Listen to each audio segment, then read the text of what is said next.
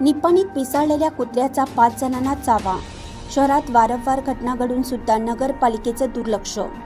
निपाणीतील ज्वलंत प्रश्न म्हणजे भटकी जनावरे व त्यांच्या मार्फत घडणाऱ्या छोट्या मोठ्या घटना. निपाणी वासीय या जनावरांच्या त्रासामुळे हैराण झाले आहेत.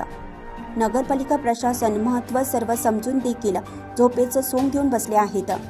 वेळोवेळी एम न्यूज चॅनलने भटक्या जनावरांचा नागरिकांना होणारा त्रास सर्वांसमोर मांडला आहे.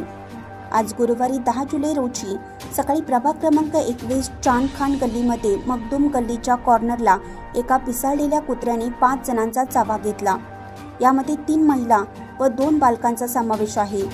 नगरपालिका प्रशासन आणखीन कशाची वाट बघत आहे असा संतप्त सवाल आता नागरिक करत आहेत. हा तिला कधी सुटणार या प्रतीक्षेत आता निपाणीकर नागरिक आहेत.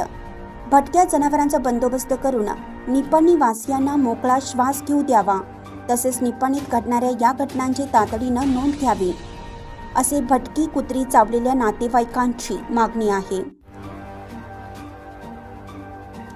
चॅनलला सबस्क्राईब केल्यामुळे बातम्या अपडेट तुमच्यापर्यंत लवकर पोहोचतील.